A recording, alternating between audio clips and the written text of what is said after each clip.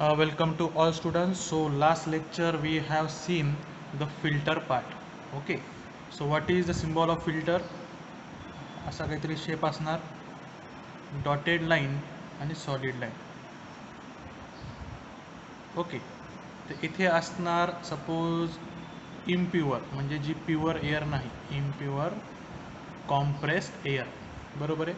आणि इथे काय असणार, प्युअर कॉम्प्रेस्ड एअर. ओके. आपण जो एलिमेंट बघितला होता त्यात FRL that consists of filter, regulator and the lubricator. So in this lecture we will see the pressure regulator. बघा याचा जो कन्सेप्ट आहे तो आपल्या रेग्युलेटर प्रमाणेच आहे.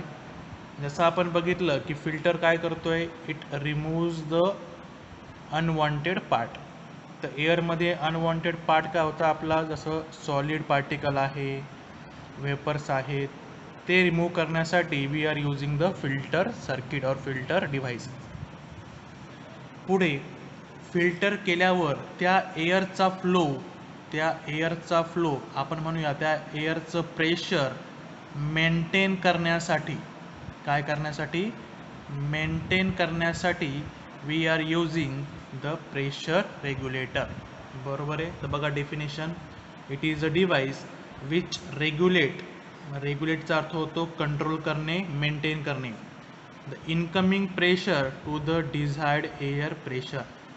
ज्या प्रेशरचं एअर आपल्याला हवं आहे त्या प्रेशरला इनकमिंग प्रेशर सोबत मेंटेन करायचं आहे, कंट्रोल करायचं आहे. ते करण्यासाठी आपण जो डिव्हाइस यूज केला आहे त्याला म्हणायचं air regulator, sorry pressure regulator. So simply it regulate or control the incoming pressure into desired air pressure. Okay, so this is a symbol of the pressure regulator. बघा सिम्बॉल लक्षात ठेवायचे आहेत. तुम्हाला MCQs मध्ये हा क्वेश्चन असा विचारू शकतो. तर इथे असणार आहे एक रेक्टँगल, सॉरी स्क्वेअर. हा आहे आपला फ्लो ऑफ एअर. इथे आहे आपला प्रेशर गेज. इथे दाखवलं आहे त्यांनी स्प्रिंग सारखं काहीतरी स्ट्रक्चर आहे. आणि इथे this pressure regulator is connected to the pressure gauge. Pressure gauge का बरं लावलं आहे, because to indicate the value of the pressure. इथे आपल्याला कोणत्या व्हॅल्यूचं प्रेशर हवं आहे ते मेंटेन करण्यासाठी आपण इथे यूज केलं आहे प्रेशर रेग्युलेटर. ओके. तर याचं आता आपण फंक्शन बघूयात की what is the function of the pressure regulator. तर बघा, in the pneumatic system pressure of compressed air may not be stable due to the line fluctuation.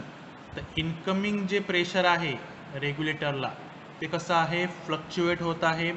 ते एका व्हॅल्यूला मेंटेन नाही आहे, तो कॉन्स्टंट नाही आहे. त्याच्यामुळे ह्या फ्लक्च्युएशनमुळे आपलं न्यूमॅटिक सिस्टम डॅमेज होऊ शकते किंवा त्याचं फंक्शन हे प्रॉपरली होणार नाही आहे. त्यामुळे हे फ्लक्च्युएशन कमी करण्यासाठी, त्याचं एअरचं फ्लो मेंटेन करण्यासाठी आपल्याला कोणाची गरज भासणार आहे, we need the pressure regulator. तर बघा, hence there is a need to maintain and regulate the air pressure. This function is perform by the pressure regulator. सांगितल्याप्रमाणेच why we need the pressure regulator, to maintain and regulate the air pressure. हे करण्यासाठी we require the pressure regulator. बघा याचा diagram आहे, construction diagram. याचा एक animation video मी share करेल. त्या ॲनिमेशन व्हिडिओमध्ये तुमची कन्सेप्ट ही क्लिअर होऊन जाईल. ॲनिमेशनचा व्हिडिओ आहे, तो सर्वांनी बघायचा आहे.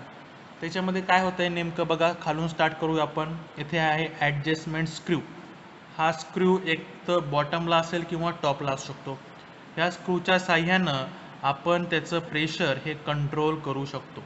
हे झालं ॲडजस्टमेंट स्क्रू. ही झाली मेटॅलिक बॉडी. हे आहे स्प्रिंग. जसं तुम्ही स्क्रूची पोझिशन चेंज कराल त्याच्या अकॉर्डिंग हा स्प्रिंग पण काय होणार आहे, अप अँड डाऊनमध्ये त्याचं मुवमेंट हे होणार आहे. व्हेंट होल म्हणजे काय, की एक जागा सोडली आपण, त्या जागेतून एअर ही पास होईल. तर इथे एक जागा आहे, इथे एक जागा आहे. हा आहे डायफ्रेम. डायफ्रेम काय असतो, एक इलास्टिक बॉडी आहे. ही काय आहे, इलास्टिक बॉडी, जी की काय होणार आहे, बेंड होणार आहे. इन अपवर्ड और डाऊनवर्ड डायरेक्शन. त्यानंतर हा वॉल आहे त्याला म्हणतो पपेट वॉल. ओके. आणि मेनली इथे आहे इनपुट प्रेशर जे कसं आहे फ्लक्च्युएटिंग आहे. इथे आहे रेग्युलेटेड प्रेशर जे कसं आहे मेंटेन आहे, कॉन्स्टंट आहे ॲट अ पर्टिक्युलर व्हॅल्यू. आणि हे आहे डॅम्पिंग स्प्रिंग. तर बघा इथून प्रेशर हे इन होणार, जायला रस्ता इथून आहे आणि ह्या रस्त्याने तो बाहेर पडणार आहे. आता हा बाहेर कसा पडेल ते आता आपण वर्किंगमध्ये बघूयात. ओके. आणि याचं ॲनिमेशन व्हिडिओमध्ये पण तुम्हाला कन्सेप्टली क्लिअर होऊन जाईल. तर वन बाय वन आता आपण बघू. तर बघा कन्स्ट्रक्शन पहिले सांगतोय तो. What is the construction? It is first it has a metallic body. Okay. Metallic बॉडीमध्ये आपण बघितलं तर त्याच्यामध्ये त्याने दोन भाग केले. ओके. हा जो भाग आहे this is a primary section and this is a secondary section.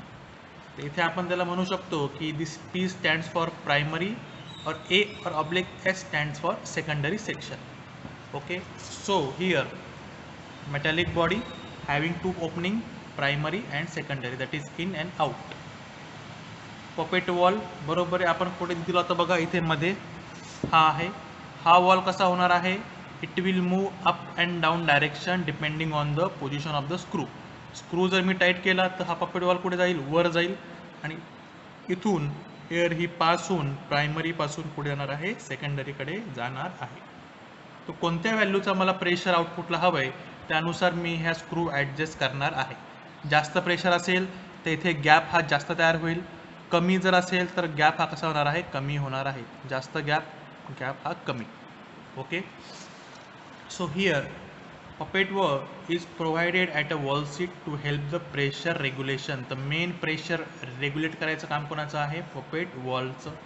Diaphragm सांगितल्याप्रमाणे it is a elastic member. Okay. आणि हा ऑपरेट कसा करणार आहे? With the help of screw and spring. बरोबर आहे की इथे आपण स्क्रू ज्याप्रमाणे ॲडजस्ट करणार आहोत त्याप्रमाणे स्प्रिंग पण काय होणार आहे? एक्सपांड होईल किंवा कॉम्प्रेस होईल. And depending on the position of spring and screw डायफ्रॅमचं मुवमेंट हे होणार आहे. ओके. त्यानंतर vent holes they are provided venting out. Venting out आपण म्हणतो ना व्हेंटिलेशन, की बाबा अनवॉन्टेड एअर बाहेर काढायची, व्हेंटिलेशन. ओके.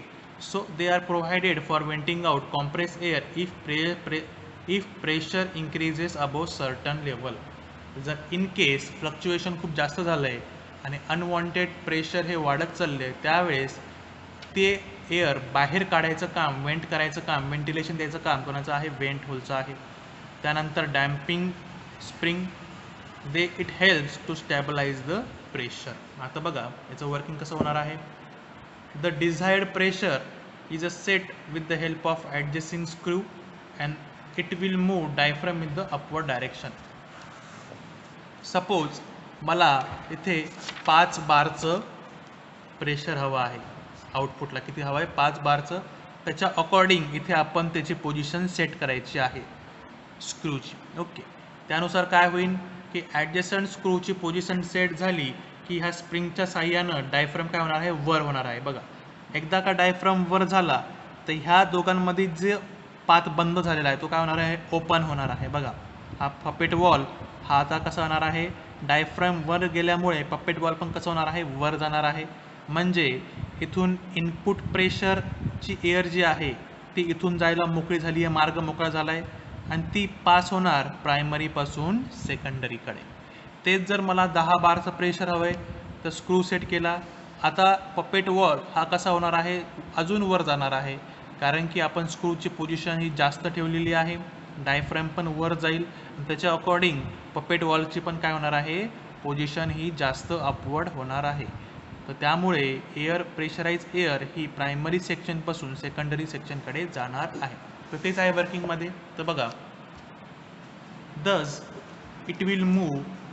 डायफ्रॅम मूव झाल्यामुळे काय मूव होणार आहे? पपेट वॉल मूव होणार आहे. And it creates opening. खूप important. It creates opening to allow to air to flow from primary side to the secondary side. संपलं. ह्या स्टेटमेंटवरच सर्व वर्किंग आहे. ॲनिमेशन बघायचं आहे सर्वांनी.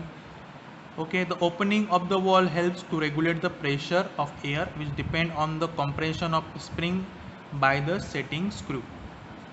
Pressure regulator acts as a pressure reducing wall. हा काय करत आहे, प्रेशर बेसिकली काय करत आहे, तो रेड्यूस करत आहे, बरोबर आहे. And it ensure desired pressure level at various parts of the system. The two vent valves are used to exhaust air if secondary pressure to high level which is harmful for the system. तर ते सांगितलं आपण की unwanted pressurise air बाहेर काढण्यासाठी आपण कोणाचा use केला आहे, वेंट होलचा यूज केलेला आहे. Okay, that's it for today's lecture. Next लेक्चरला आपण बघूयात की एअर ट्रीटमेंट. आता सर्व प्रोसेस झालेली आहे, फिल्टर झालं आहे, रेग्युलेटर झालं आहे, त्यानंतर कॉम्प्रेसर फर्स्ट स्टेजमध्ये यूज केला आहे. आपल्याला ट्रीटमेंट कशी करायची आहे जेणेकरून एअरची क्वालिटी ही कशी इम्प्रूव्ह होईल ते आपण नेक्स्ट लेक्चरमध्ये बघूयात. Okay, so that's it for today's lecture. We will meet in the next lecture. Thank you.